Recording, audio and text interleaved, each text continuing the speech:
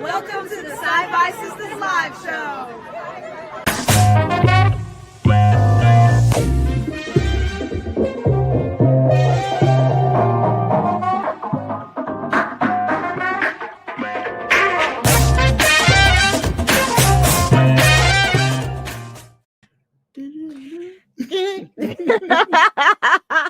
Hi, everybody. Hello. What's up, chat? What's up, fam? Welcome to the SyFy Sistas live show on a Tuesday night. I am Tamia Harper, and I am joined tonight by Sister Yvette. Oh, hello. I was waiting for the whole name. Oh, the whole name, right? I was like, sorry. She's like, and there's more to me. Right. That was fun. It's good to be here with you guys. As always, we miss you, and it's really nice to be back. Like, I always feel the weeks that I don't have the live show, I'm like, aren't I supposed to be doing something? Like, shouldn't I be studying for something? Right, something, and right? Like, something. Something. Right. Oh, it's fun. Yeah. But we have Everybody's a fun show for you coming in. I love it. Everybody's I know. Hey, in. friends.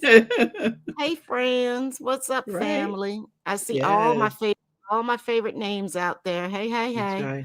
Yeah. I'm not going to start calling out everybody's name because we'll be here all night. Right. Before we do start, I see people in the chat are acknowledging all the veterans today. I wanted to say Happy Veterans Day to all my fellow veterans. Your service does matter. We appreciate you. Just don't think that no one cares, because we do care, especially here at SyFy Sistas Inc. We love you all, and keep doing what you do. We all love this country. Just make sure. I just want people to understand how much we love this country. We love our flag. We want our flag back. Yes, we do. I do it all over again. So I just realized that all day long I've been trying to remember that when I see Yvette, when I talk to Yvette tonight, I have to wish her a happy Veterans Day, because I didn't send you a message. Usually each year I'll send Yvette a message that says and thank her for her service. And I didn't do that this year. So happy Veterans Day, Yvette. Thank you, Sissy. And thank you for your service. Thank you for your support. Always. I had a friend of mine who's a former Marine posted a really nice post today on Facebook about Veterans Day. And she was talking, what I thought she was so interesting was she spoke about, she used three different examples, three casebook examples of like her reasons for getting into the military, another woman's reasons for getting into service in the military, and a third woman's reason for service. And they were all vastly different. Yeah. And, some of them were, and they were all very young, very, very young. And she was reminding people that when we make these blanket statements about service members, or like here in DC, like National Guards people who are here, that to remember that a lot of the people that we're talking about are actual, not a lot, they are actual human beings with stories, with many, many different reasons for signing up for service. And they signed, many of them, the majority of them signed up so young, they were still pretty much babies, and so that they have dedicated everything for us. Right. Like, you don't necessarily know the consequences of your actions and decisions at such a young age. You don't necessarily realize the heaviness of the responsibility that you're stepping into, but step into it, people do, and rise up to it, people do. So I thought it was a really beautiful message that I love that. Yeah. I love that. I love that more women are stepping into their veteраnism. I don't know. I've been, I was in the military quite a while ago, and, back then you just didn't notice the women who were in, and believe me, I served with quite a few women, not a lot in my field, but definitely there was a lot of women, and now there's so many more. And I love seeing women veterans talk about their service. So more power to you out there, sisters. Yep. Mm-hmm. Yep. So in the chat, I had put in a question that Tamia and I did not get to ask when we talked to Kirsten. Oh, good. I was hoping you were going to use one of those. The question is, you can spend 1 week on SETI Alpha 5 before the storm or 1 week on Voyager during Year of Hell. Where are you setting up camp? A lot of people who are with Janeway. Oh, my Grand Love says SETI Alpha 5. Ah, really? You're gonna go with Khan? Go with Khan. Well, I mean, if it's Ricardo Montalban Khan, then well, yeah, back then it was okay. Too. I'd be with that one too, maybe. Me and Marla McGivers would have been beefing over that man. I'm sorry. That's crazy. And Karen says she'd be back on Voyager. Some more Voyager, the Voyager.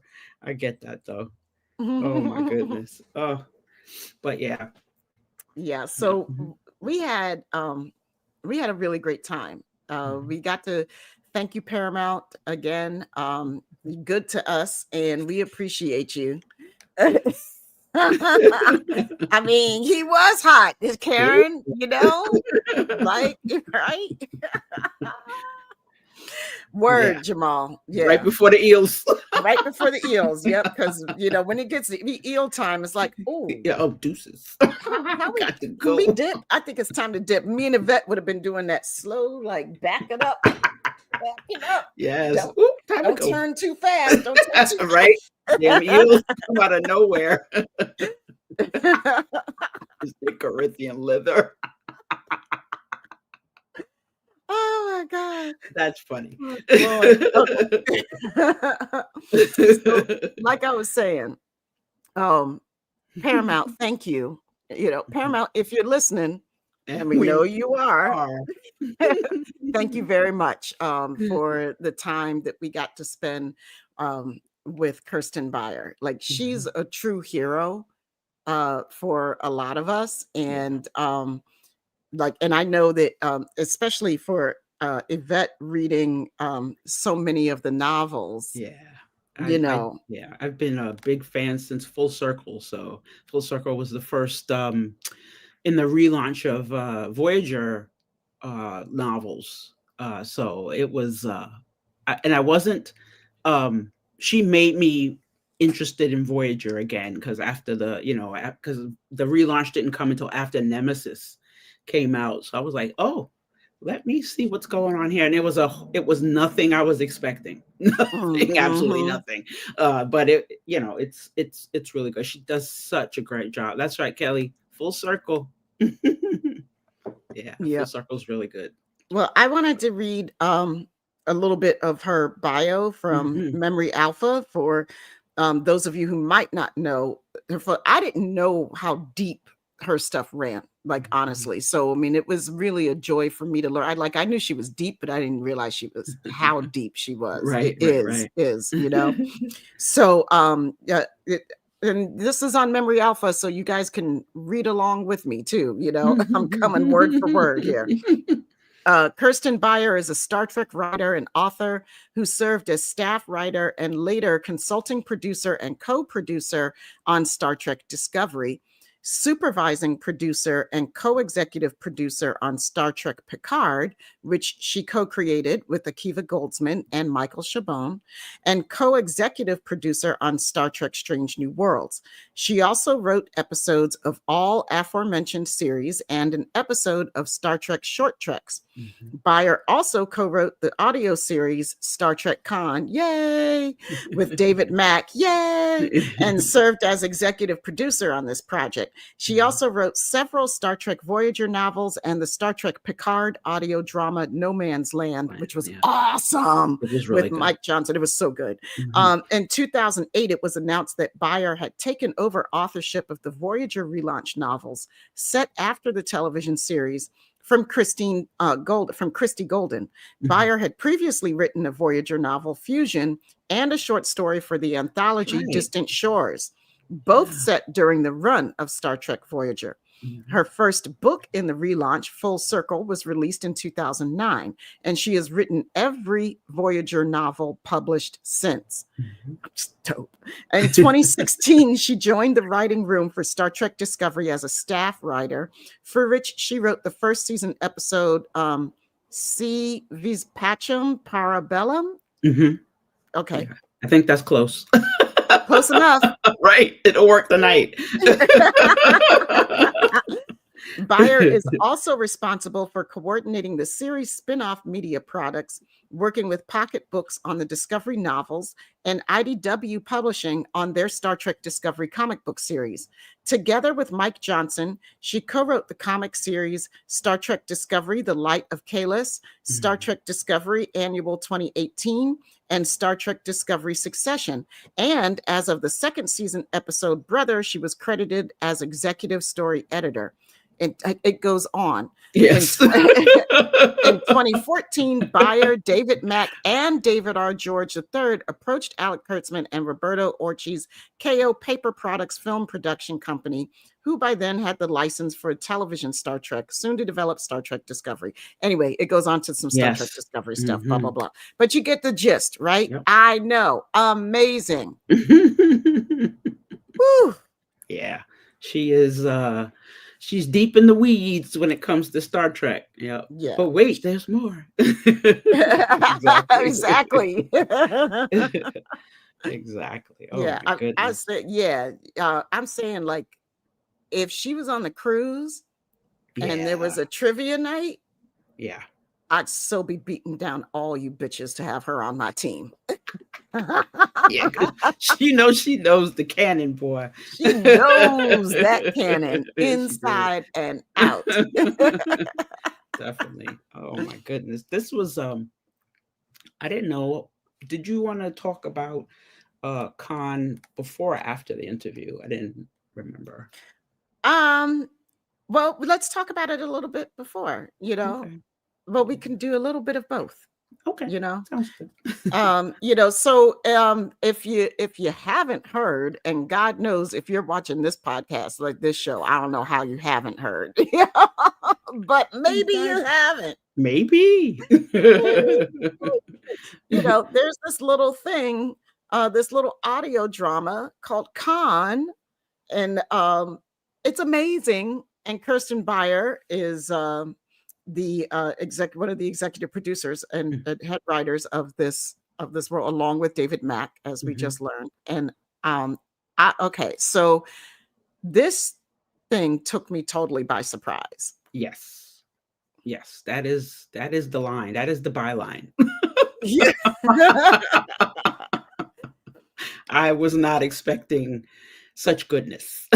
Oh my God. Really it's so yummy. Every little episode, it's yummy. And it's just the right, every episode is just the right length. Yes, exactly. It was, it was, as I told Kirsten, it was done, the way it was done was perfectly. The setting, the length, the sound, the platform they put it on, it was just perfect for this particular story. I think it just works so well. It works so well. I so enjoyed it, and it made me really spoil audio dramas, like the full cast and the full production audio dramas really spoil you for audio, for making, for an audio, for audio books. I'm a big audio listener because I simply don't have the time these days to read as much as I used to, Right. and but like the way that the sound production is just so beautiful. It doesn't matter what type of speakers you're listening on, it still sounds yummy in your ears. Just oh my God. You know what I did? I listened to it on YouTube, and but I put it on, I put it on YouTube, and I put the closed captions on.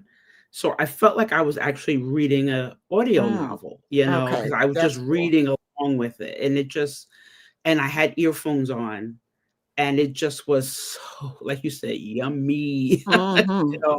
All the sounds. Fred Greenhall, I think I'm saying his name correctly.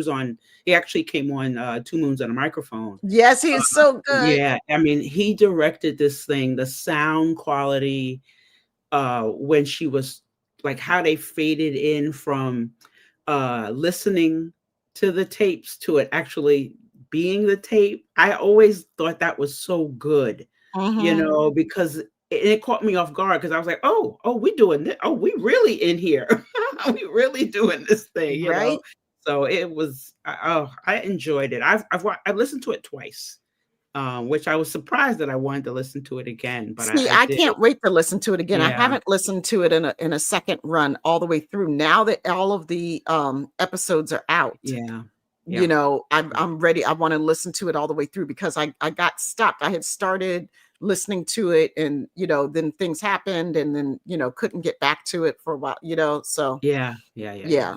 Yeah, I And I love this. agree with you, Kelly, that like I am all for more audio dramas, just like the old radio dramas. Like Yes. I love listening to those. If I can find, Mhm. and now like this has made me want to go on a more of a deep dive into those see what old radio dramas I can find and listen to. Adore it. I've Yeah, always adored like reading out loud to people, and I've same. always adored people reading out loud to me. And then Mhm. if you put in the sound effects and stuff, like because your imagination just Yeah. we fill in so much of the information. It's just a totally different way of taking in a story. It really is. It really is. Like you, I loved reading to my children. Like I would always, make it a thing. I Hmm. always, I would do background noises and, just change the voice and everything. Yeah. I just had so much fun. And I'm pretty sure they had fun because they were like, is it story time? That type of thing. And also love hearing stories read. I love the Hmm. theater also. So um this was just it just, I don't know, it made sense. And I would love to see some more of these um little Star Trek nuggets. There's so many of these little stories that these little hanging chad stories that would be so great for this kind of thing. There's so many, especially now, there's so many spaces that are unsaid in the timeline that would be so wonderful for this type of thing. Hmm. Yeah, Yeah. because that way Yeah. you don't have to worry about who's getting older, who's not old, who's, Right. I mean, because they brought in Tim and George to play their roles from what, God, 40 years ago, maybe. So Right. they sound fine, sound Yeah. fine. Yeah. I agree, Jamal. Like, I think that this also would make an amazing animated series. Like, Yes, hmm very much so. When I saw that, I was like, that is a very good idea. That's another thing where you don't have to, all you need is voices. hmm So it just, there's so many things that Trek could be doing. Oh my God, like, oh, come on, Oh, Paramount, come on, keep with us. We could rival Star Wars, I was the just Star thinking Wars that. franchise for Yeah, the amount of story, the huge universe that we have created. There's no reason why we shouldn't have like 4 or 5 different types of shows on at one I time, agree. or like Totally in agree. various forms. Like that, there's no excuse, Right. Right. But you I know. I think we're getting there. Hopefully this is just the beginning. Hopefully for the 60th, hopefully we'll get something new, something. Yeah, I would love some more animated. I don't know if we're going to do that again, but you know, even some more of this would be great. Hmm. Yeah. Yeah. So you want to play the interview? Sure. Let's Okay. go. All right. Whoop, whoop. Hi, Kirsten. We're the Hi. SyFy Sisters. We're two of the SyFy Sisters. I'm Tamia. That's Yvette. Nice to meet you. It is a pleasure to meet you guys as well. Oh my Oh, God. wow. We are so geeking out. We're so happy to Are be you? here. Thank you. Oh, yeah. Yes. Yeah. Yes. Been We've fans wanted to, since full circle. yeah, we've That's wanted what to you talk got. to you for a long time. Yeah, yeah, It yeah. is always my pleasure. Just let me know when. Oh, all righty then. Yay. Well, let's get this one done. All Right. right. Okay. Right. Go ahead, Yvette. All right. So, like I told you, I've been a big fan for quite some time. But with such a deep footprint in Star Trek, how do you balance respecting established canon with bringing fresh ideas to all your stories? I don't think the two are mutually exclusive at all. I think everything comes from the universe that already exists. I think of canon not as a set of rules that sort of tie your hands as a storyteller, but as like the known pieces of the universe. And yes, sometimes they contradict each other, and sometimes that's difficult and challenging, but it's the basis of everything I do. And everything I do, I try to make sure that even if we're trying to move things forward in a different way, we're not breaking what has come before, not out of like some slavish reverence to it or like whatever, but more because what I want to avoid are the things that are going to take fans out of a story. You know, if you're watching something and suddenly you're like, wait a minute, that doesn't, I can't, then suddenly you're not paying attention to what we're doing next, and it's not. So that's the kind of stuff that I really try to avoid. I try to make sure everything can be reconciled with what we know, and then can make it deeper and richer rather than just heading off in your own direction because you have the keys to the kingdom. Yeah, well, You we know? appreciate that. That's for sure. Yeah. I mean, it's hard, right? Yeah. It's not, there's times sometimes it's more difficult than others. Creators have stories they really, really want to tell, and I try to push them along as best I can, but Yeah, we Yeah. appreciate you. When we get you on the podcast, we'll talk more about that. absolutely. Oh, I guess I have the next one too. So the Khan we meet in Space Seed is very different from the one in Wrath of Khan, right? I've Right? heard you talk about that, right? Yeah. So when you took on this audio series, how did you decide what story needed to be told in these between years? What beats, events were essential to make the transformation believable? So, a lot of the sort of like deepest ideas of the story and some of the big moves were there from Nick's original vision of it. So my job was to see if we could thread those really deep, important themes together in a way that also didn't violate canon and Star Trek, and how because again, just the issue with Nick is that there was just so much Trek now that he was not familiar with. He didn't understand how Khan is more than just this one character. He's part of a race of augments that has had a profound impact on the universe, and that Starfleet and the Federation have reacted to for hundreds of years. So, like, in order to make it feel deep and true and real to me, I had to make sure that all of those facets were somehow brought into the story, right? Okay. So it wasn't so much a matter of any of this coming from yes, a lot of it comes from ground zero, ground up, particularly like the individual arcs of most of the augments, certainly Marla's story. I had to do a ton of work on, but some of the dynamics that Nick was most passionate about, this whole Khan Ivan relationship, was central to him from the very beginning. I think Nick compared them to George Washington and Benedict Arnold, right? These two figures, both of whom were incredibly brilliant, great tactical commanders. Either one of them could have ended up as the head of the colonial forces and then first president of the United States. Right. But there were certain character failings that meant it was going to be Washington instead of Arnold. I loved that idea, and I wanted to, but I also wanted to sort of like allow Ivan to function as so many other characters in this story do, as kind of a mirror to Khan, a dark mirror that in some ways made him the guy we all thought Khan was before we listened to this series. You know what I mean? This is what you were expecting from Khan, not from somebody else. And also, as it goes on, a part of Khan sort of seeing it as a part of himself that he's fighting. He loses a lot, but he's still fighting being that guy. So Ivan was a big piece of it. The whole, what Nick always referred to as his refugee story, right? The presence of the Elborians, as we came to call them, and Khan having to sort of work out in real time his own understanding of what it means to be a leader. And in order to do that, he is compared to somebody whose values and ways of going about everything is the complete opposite of anything he's ever known. Right. And, you know, if Marla is there to hold his hand through all of that, he probably gets somewhere quite different than where he ended up, but she's not, tragically, right? And then the other piece of it was the Kali story. You know, from the very beginning, I knew that he had a daughter who he loved and, you know, was going to try to save. You know, and we had some disagreements around the end of it. You know, I think for Nick, the perfect ending would have been that Khan reaches that point of revelation about himself and kind of becomes a better person, and off she goes.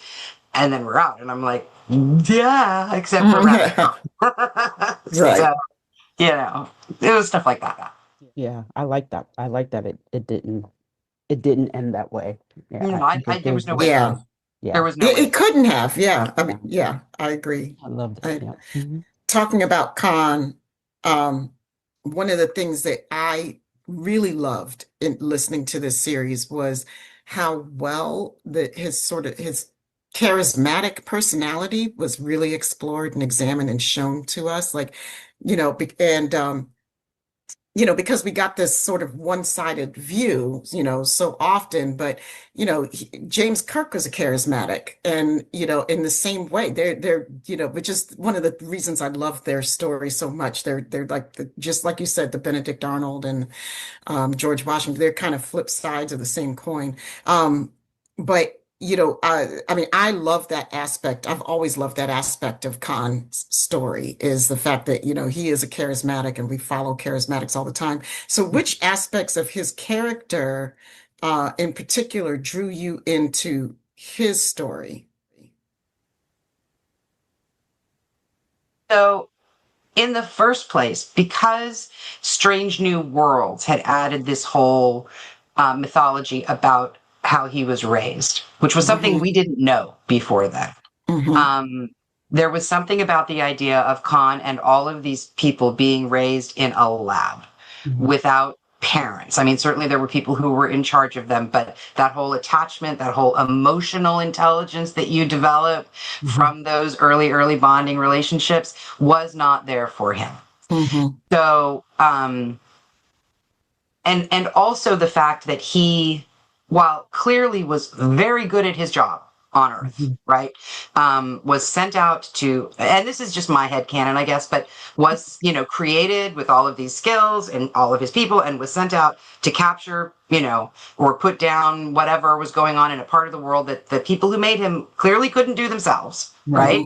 And he did that, and then they went to him and were like, cool, we'll take the keys. And he was like, no. Yeah. You know, like what he would have learned through his experiences out in the world is something along the lines of, I'm better at this than you guys. Like, there are so many ways in which you are screwing this up. So, so as much as the bits and pieces of history that we have talk about him as a tyrant, talk about him as, well, there were no massacres under his rule. He was kind of benevolent, but all the genocide and, you know, all these words that get thrown around that it makes it very easy to go, well, he's just an asshole. He's just about bad things, right? For me, like, none of that was ever true. He was a guy with this really, really tragic past that had not equipped him to be a person in a lot of ways, but who was really, really smart and really strategic. And I think also really devoted to his own people, right? Yeah. Like, I am sure if you're on the wrong side of Khan, that's not a great place to be. But I think if you were part of his family, you know, it's a whole different story. And the idea that from the very beginning, that's what we're going to get to see and live in, is Khan with the people that he cares about and loves. And that, and also not having to, like, fight a war, right? He's trying to create something new, and in some ways to have him be excited about that. Like, this was always the part he wanted to get to, right? Which I think is the reason why when Kirk made this decision, he wasn't like frothing at the mouth, like, how dare you? You know, he was like, conquer a world, Steven, you know? That's what he was born for, yeah. You know, and then also what it would mean to have him actually fall in love with somebody. which I could not imagine he had ever done before. I couldn't imagine who the woman was who would have been up to that task or interested in that task. I was sure he'd had plenty of women, but that there had been no one who actually, like, changed him or, you know, made him see that part of himself and actually want to go there. So that's what I was really interested in digging out. I love it. Like, if I haven't made it clear yet, I absolutely adore this entire story. I'm such a fan. Okay. I'm so glad. Yeah, it definitely, I know we're getting close to the end, but we had a lot of questions, but I did want to make sure that that you knew that this, you know, this story is, as Trek fans for most of our lives, Khan is always the big story. And to listen to it this way, I think was the best way to do it. I don't know how, I think we talked about that because I love audiobooks. I think we both do. And just to listen to this and the way you put it together, the direction of the sound, you know, I think was good. I think Tamia had a question about, if you want to jump to that question, Tamia. Okay, sure. Yeah, because Yeah. I was thinking about, like, because writing for writing a TV script and writing an audio play script are like two different animals. So, like, I always think about, like, you're writing a novel versus writing a short story versus writing poetry, right? And it's like constant refining down to the core essence. And so I was wondering if you could talk a little bit about, like, did TV script writing or it prepare you for audio drama, or in what ways they're similar or different? It did, in the sense that the story has to move along emotionally, right? Like, you're always trying to build these things from the behaviors and actions of people. But the difference is, when you're writing a television script, literally the first thing you're always thinking is, what am I seeing? What am I seeing? And you're telling everybody what they're seeing, because there's a whole bunch of people who have to create that world for you, right? And in audio, you just have to close your eyes and know that every single piece of information the audience needs to know to follow the story has to be something they can hear. And to find creative ways to do that without having somebody stop and go, wow, you're walking through a door, like, so, like, and so I actually scripted a lot of that when I did it. And Fred was always like, that was incredibly helpful. Not that everything I scripted is what it became, but it was the place where the guys who designed the sound, who I think did extraordinary work, could start. Yeah, they did. Like, the character development part of it, the digging for the emotional truth of every moment between those people and finding a way to express it that did not feel weird and forced and like whatever. That's that's the part that's the same. It's just you have to use different tools, and I think in some ways the other good news is, in an audio drama, one of the few things you really have are the words, and there's a lot that can be communicated on a screen in just a look or just a reaction of a character, and you get none of that. Right. But you do get to let people talk and to say more about how they're feeling, because that's ultimately, apart from the sound effects and the music, that's going to underscore it, the ways that people are going to follow and understand the story. And so I got to use more words than I know, right? do. Yay! Which was delightful. That's right. Doing poetry. Now I'm like, no. Yeah, and you pick the right actors too to put those words. I know. And Ray Schmidt. Oh my God. How much do I love her? We love her so much. So she's they were all amazing. Naveen, Ren, obviously. Oh my God. All of them. All of them. Yeah. We're gonna wrap up, but what we wanted to do, because we help and promote everything. So we wanted to know if you could just let our listeners know, if they haven't experienced Khan yet, how would you pitch the series to them?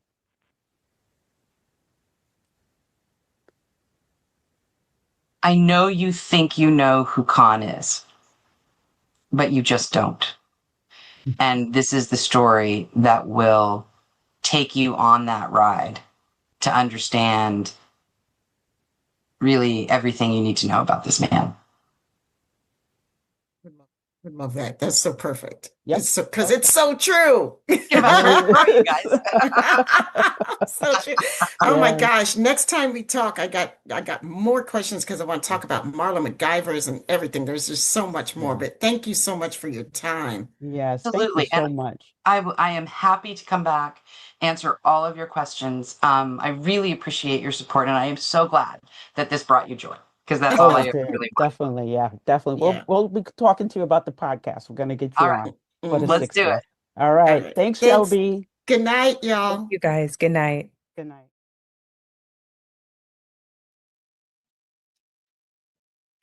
Okay. I had a lot of fun watching that again, Same. even though my internet is going really wonky and crazy over here, Oh like the no. whole time. Yeah. I was like, All oh right. my God, please let me make it through the rest of the show. Right. Yeah, that was so good. It was I love when we meet new people, you know, because we've talked to so many people from the Star Trek verse, and you know, we had not spoken to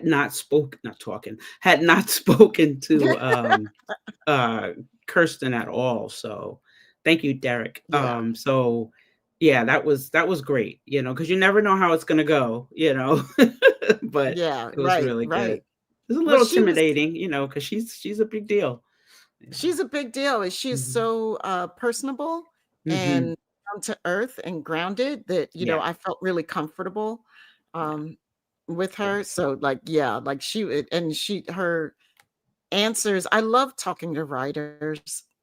I love talking to writers because writers really think about all these different layers, Yeah. they have to, especially the Mhm. writers on in our franchise, Yeah, definitely.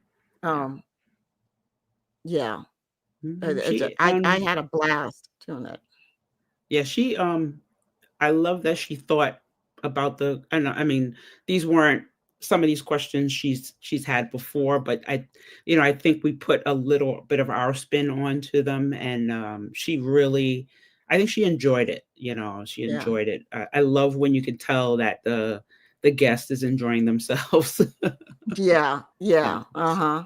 definitely. Yeah. So I feel like I like one question I want to know from people watching out there who have listened to it or even listened to parts of it, like this is a question, what parts of the was there a particular part that like really stood out to you that you were like, oh, that's good, that's juicy stuff. Mhm.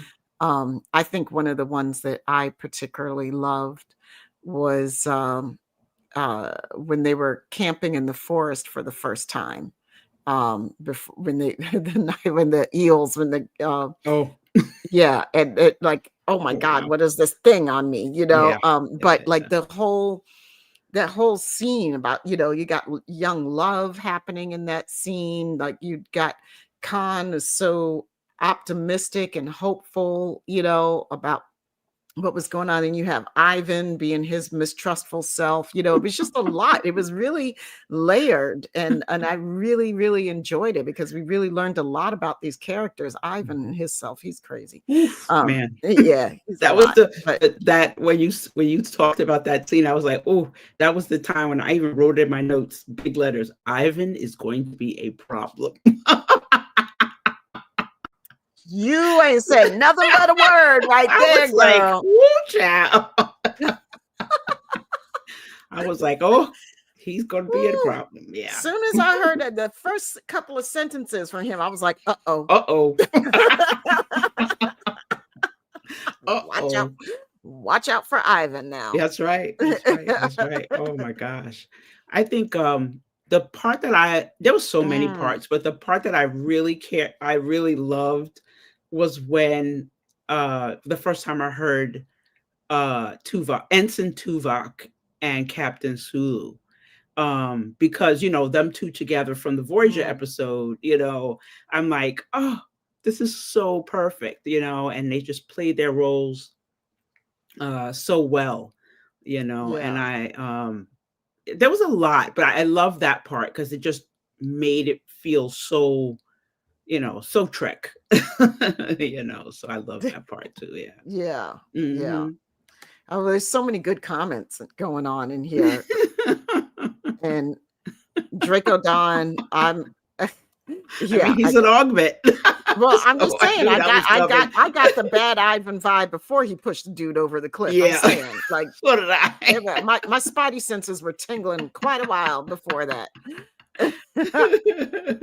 But, Oh man. and I love Draco Don. Like that part made me cry. Well, almost made Hmm. me cry. It made me teary-eyed. To your right, teary-eyed is the Yeah. right thing. It almost, but Yeah. it got me. When the Yeah. eels did what they did. Mm-hmm. When they did what they did, man. When I they mean, did what they did, I was like, wait, what? yeah. No, I was Right. so Well, we knew it distraught. was.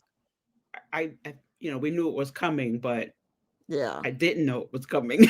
right, They caught. How did you catch me off guard when I already knew what was going to happen? right. I was like, oh, damn, that's right. You know. Oh But yeah, yeah. you guys, Tanya and Draco Don, you're right. That first hunt was very elf questy. Ah, Mm-hmm. that's pretty cool. Mm-hmm. That's pretty cool. Well, it is Star Trek and it is ElfQuest, so Right. Yeah. it always comes back to ElfQuest, it seems. Yeah, I know, right? But I mean, I really love how this story really humanized Khan. And I'm glad of that because it gets us Mhm. away from this good versus bad sort of two-dimensional storytelling, like even and it made me think a lot of Ducat, Mm, because we got the several episodes. What's that episode where he's in the cave with Cisco, or oh, the ship crashes, yeah. and I never he's remembered. going I nuts. remember the name of that particular episode. Yeah, it was Never just on the remember other night. Like, I don't know if I was watching it on Pluto or just watching it on Paramount, because that's where I was in my rewatch, and I hadn't watched it in a long it. time. Yeah, And that's I actually sat down and watched it again, and I was like, dude, it was such a good episode. Ducat was crazy the whole time. I know Cisco was like, the whole time. The like, whole damn. time. He was Yep. crazy the whole time. The whole time. But I mean, those episodes Duet. No, after. that's not duet. That's not duet. That's No, no, later sir. on. God, what is? I can't Yeah, because remember the this name. is after his daughter, after Ducat's daughter is killed. Yeah, This is this is right after. This is when they're taking him to they're taking him to a Federation prison, right? I think they're right. taking him there. Yes, That's yes. yeah, Mm-hmm. yeah. I can't remember the episode, but yeah, Yeah. I love it. I mean, you talk about the cot, and I think the cot was so layered, and like you said, we thought we knew who he was, and I think it's the same with Waltz. Okay. Waltz. That's what it was. Waltz. Yeah, Mm-hmm. that's what it was. Now I forgot my train of thought. Now I'm thinking Layered. about Waltz. I know, right? We're thinking about Ducat Don't now. bring I know, up I done got- DS9. You mess up everything. Sorry. Batman. I Oh, can't help it. minute DS9 starts circling, I'm like, what? I know. Now I'm not thinking about anything else but that No. episode. I'm like, what That were we talking episode about again? now. Yeah, I'm gonna have to watch that episode. I got tonight. Cisco on the brain, baby. I can't think about nothing else. That's right. Constantly. No, but I think you're right. I love everything about this. I think we said this. I mean, how many times can we say it? It's such a great story. That's and that's all Star Trek fans ever want, is a really good story. But here's my pet peeve. Oh, I have one. go ahead. And my pet peeve is, how you gonna leave me like that at the end of this story? I mean, I felt like, I felt like that was what he was.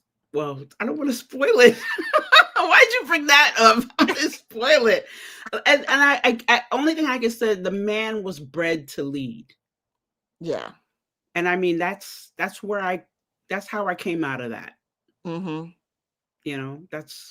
He was bred to lead. Like so, a Vorta and a Jem Hadar, he was bred for it. Mm-hmm. Pretty much. Yeah. I mean, we don't forget that he was an augment, you know. Well, Jamal, I am with you on that, and I know, like, in my heart of hearts, there's got to be a sequel. But damn, I was feeling some kind of way at the end there, because I was like, it's so good, and I don't Yeah. want this story to end. And Mhm. here we are. I'm like, okay, all right. They better do a sequel. Yeah. And if not a sequel, then something else, then another story. Yeah, You know, if yeah. not a sequel, then another story. And I kind of want, because I don't think there needs to be a sequel. We know what this led to. You know, I don't think there needs to Well, be a sequel. I was so interested in, like, I wanted to see on that ship. Anyway, yeah, Yeah, I I get really did. that. I get I that. I Yeah. totally get that. And but I do, you know, we all know how this all works, and it's all about money. So the I, sequel for Joel. Oh, he could never. I mean, you know what? It's not a live show without a comment from Joel. I love it. Oh, that's a good one. And Tanya, you're right. Yeah, I read that today too. That Mhm. the story is made canon Yeah. now. And It's about like, time, because we didn't get to ask her. That was one of my questions, and we didn't get a chance to ask her that. So I'm so happy to find that out, because it makes sense. So that means that they should do more of these stories to mhm, fill in some of the gaps, because there are a lot of gaps. You know, there are a yeah. lot of gaps. And earlier, when I was talking about the hanging chads, I know people went straight to, you know, this is November, so people were thinking about hanging chads, the political Mhm. story. But I was Right. talking about our podcast. Our episode of We Hanging actually Chads. did a Yep. podcast episode called The Hanging Chads, and it was about the Star Trek storylines that just left us, you know, Mhm. and we wanted to know more. So check that one out. I don't know what season that was in. I have no clue. I'm thinking third, but I don't know for sure. But it's in there. Go to patreon.com/podcast, I think, or SyFy Sister Podcast, and Yeah, what she said. you can find it. Oh my goodness. But yeah. I did have Oh. there was a something else I wanted to say, and then it just left me. Oh yeah, but Jamal, yeah, the Mhm. black augments, they didn't all die. Mm-mm. Right? Didn't Homegirl survive? Like, we had her at the end. Yeah, Meadow. Did she survive? I don't remember. I thought so. Yeah, But I think yeah, but so. they were there. Yeah, it was a really the augments were all different races. I liked that. And you're right. Mhm. It wasn't an overt thing. They just A were. very Star Trek way. They Yeah, just were, I you was know. trying to tell you. Yeah, just and I think they, we know we all talk about the we all talk about the actors, Naveen. What's Naveen's last name? Alan? No, where did I get this? Oh Lord, Um, don't forget me and mess yeah, it up. I had all of this. I had all of this. I forgot but Naveen and Ren, they talk about them, and they were really, really good. You know, the voice acting was amazing. I mean, when you get those two, you're gonna get like Shakespearean Andrews. Thank you, Tanya. You Mhm. get this Shakespearean actors. You know this, and it's exactly what you need for this type of story. But the rest of the cast was so good.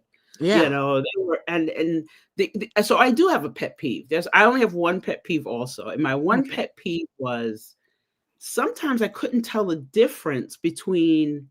I mean, later on I was okay, but in the beginning, I think it was Ursula and Marla. At one Uh-huh. time, I couldn't tell a difference between the two of them, but as the story goes on, you know who's who. So Right. that Yeah. so. Yeah, sometimes it could be difficult, but I was so attuned to Ren's voice, Mhm, you know, mhm. because of For All Mankind, and because she Right. plays one of my Yeah, yeah, favorite characters on that show. definitely. Yeah. Like, Bring back all for mankind, I know, please. please, for the love of all that's holy, bring back For All Mankind, Apple. Come on now. Right? Yeah. Jeez. I have a sneaking suspicion it'll be soon. I hope so. Come on.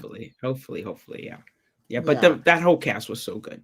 So good. And to bring out George Takei, I was like, oh wow, they brought out they had the big bucks for that one. You know what I'm saying? Wow. Because George is not cheap. I'm sure. I can't imagine he would be. Why would he be? Right. And they trotted him out. Like they didn't just trot him out like in the like one episode in the beginning. Like you like you're hearing him throughout the production. Yeah, he's in the whole thing. So he's in the whole thing.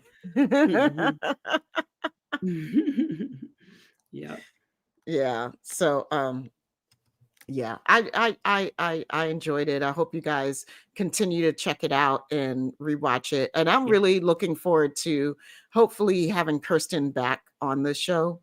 You know, so we can do like a full interview, like a real interview, and talk to her about being a woman in this space, you know, because she's been and especially in the publishing space too, because she's been there for so long. She's done so much of it. She's seen a lot. And she's probably seen a lot of change too. And I want to know like who her mentors were and like all sorts of stuff, you know, because she's fascinating to me. I love people whose brains work like that. Mine, you know, in such a detailed fashion, because mine does not. You know, I'm a big picture idea woman, like subconscious, gooey, what's the heart of it sort of thing, you know? I'm not the like, what's the details that make it up person. Linda, he played Ensign Tuvok. Yep. Ensign Tuvok. It was super cool. It was. Voyager fans, I'm sure, were geeking out over that. I was geeking out over that. Like, too. I was like, I really loved it, you know. And then I was just watching Generations today. And I forgot that Tim Russ was in Generations for a hot second. I was like, there's Tim on the bridge. Wow. That's right. That's of right. the Enterprise B. That's right. That's right. That's right. Oh yeah. I definitely gotta go back and watch that. Look, I'm so glad I did. Let me just say, I didn't realize how much I had forgotten from that movie. It's been a while since I've seen that. It's been so a long while. Yep. I'm trying to do a rewatch of some of the movies, y'all. And because it's been forever and I don't watch the movies like that. Like I don't know them like that. So Tuvok. Well, Tim Russ has been around, not Tuvok, but definitely Tim Russ has been all over Star Trek. That's for sure. That's right. He has been on the D. Yep. Thanks, Benjenia. Yeah, but he wasn't Tuvok then. He wasn't Tuvok. He was but he was another character. He was that character. He was some rogue trying to take over the ship with Picard's running around with his saddle. I must say, like, you know, that was fine. That was actually fine ass Picard. That was fine ass Picard. That was some yummy looking stuff right there. I was like, well, I think that's the episode where there's a lot going on. Yes, Tanya, that's the Nexus. I'm watching the Nexus one. Yeah, yes, the Nexus one. Yeah. Yeah, I know, but I mean, I'm saying, like, back in the time, like, oh, you riding them horses, huh, boy? Yeah, he is. Yeah. Like, not bad, white man, not bad. Yep. Oh my God. Okay, we digress. It's going downhill from here on out. Whole new show, believe me. SyFy Sistas After Dark. We're gonna play the theme from The Quiet Storm. Talk about Picard and his big hands. I'm gonna do my best. Oh my God.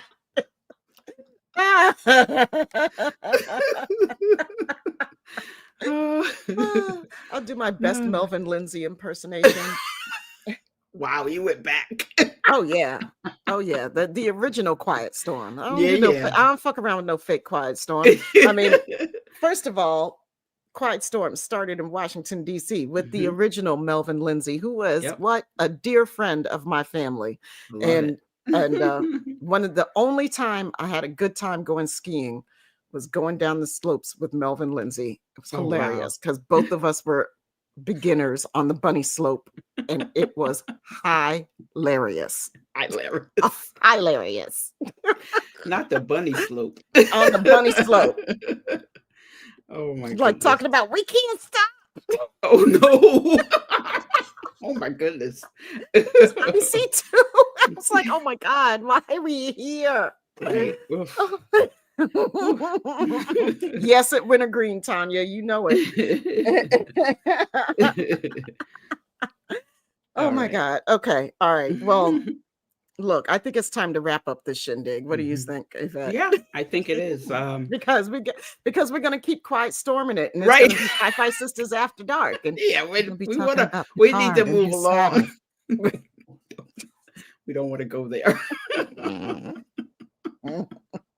Because we're supposed to be promoting this show. Ain't nobody gonna care about this Khan show. Oh my God. All right, let's move along. Okay. All right. Woof.